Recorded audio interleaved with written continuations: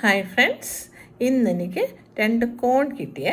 അപ്പോൾ ആ കോൺ വച്ചിട്ട് നമുക്ക് പുഴുങ്ങി കഴിക്കാം. 2 കോൺ പുഴുങ്ങി ആദ്യം നമുക്ക് നെയ്യും ഉപ്പും കൂടെ തേച്ച് നല്ലപോലെ നമ്മളിത് വൃത്തിയാക്കി എടുത്തിട്ട് കഴുകി വൃത്തിയാക്കിയിട്ട് നമുക്ക് ഇതിൻ്റെ പുറത്ത് നെയ്യ് പുരട്ടാം. നെയ്യും നമുക്ക് ഉപ്പും കൂടി പുറത്ത് പുരട്ടിയതിന് ശേഷം നമുക്ക് ഇത് ഒരു ഇഡ്ഡലി തട്ടിൻ്റെ വച്ചിട്ട് നമുക്ക് ആവി കയറ്റിയിട്ട് എടുക്കാം. അരമണിക്കൂർ നമുക്ക് വേവിക്കാം.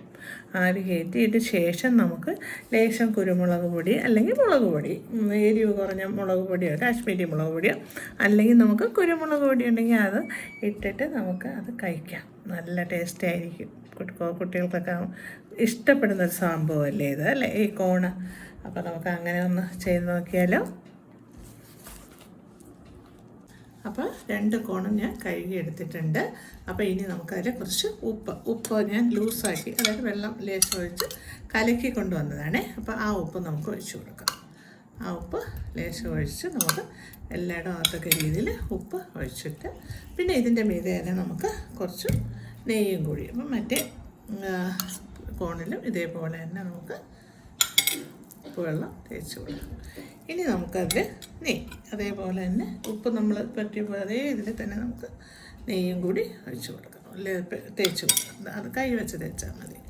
നല്ല പോലെ നമ്മൾ പുരട്ടിയെടുത്ത് കൈ വെച്ച് നല്ല പോലെ നമ്മൾ നെയ്യും പുരട്ടിയെടുത്തു. ഇനി നമുക്ക് ഇഡ്ഡലി പാത്രത്തിൻ്റെ അതിൽ വെച്ച് നമുക്ക് ആവി കയറ്റി എടുക്കാം. അപ്പോൾ 2 ഉപ്പും നെയ്യും പുരട്ടി 2 കോണാണ്. അപ്പം നമുക്ക് ഇനി ഇഡ്ഡലി പാത്രത്തിന് ചെമ്പി വെച്ചിട്ട് അരമണിക്കൂർ നമുക്ക് വേവിച്ചെടുക്കാം. അപ്പോൾ ഒരുവിധം നല്ല ഒരു ഇത് കിട്ടും. നമുക്ക് അരമണിക്കൂർ വേവിക്കും.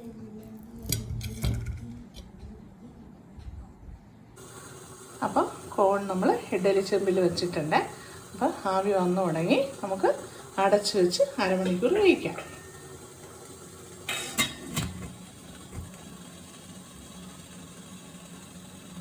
ഏകദേശം വെന്ത് വരുന്നെന്ന് തോന്നുന്നു. നല്ലപോലെ ആവിയൊക്കെ ഇങ്ങനെ വരികയാണ്. നല്ല കളറൊക്കെ നല്ല രസമല്ലേ കാണാൻ. ഇനി നമുക്ക് കുറച്ചുകൂടി ഇരിക്കട്ടെ. 20 മിനിറ്റ് ആയി. ഇനി ഒരു 10 മിനിറ്റ് കൂടെ ഇരുന്നിട്ട് നമുക്ക് ഓഫ് ചെയ്യാം. അപ്പോൾ കോണ് ഇവിടെ റെഡി ആയിട്ടുണ്ട്. അപ്പം ഇതിൻ്റെ പുറത്ത് കുറച്ച് കുരുമുളകും കുറച്ച് മുളക് പൊടി, കാശ്മീരി മുളക് പൊടിയും കൂടെ ഞാൻ ഇട്ട് ആക്കണുണ്ട്. അപ്പോൾ നല്ലൊരു പ്രത്യേക ഒരു ടേസ്റ്റ് വരും. അപ്പോൾ നല്ല കഴിക്കാൻ നല്ല ടേസ്റ്റ്. അപ്പോൾ നമ്മുടെ കോൺ ഇവിടെ റെഡി ആയിട്ടുണ്ട്.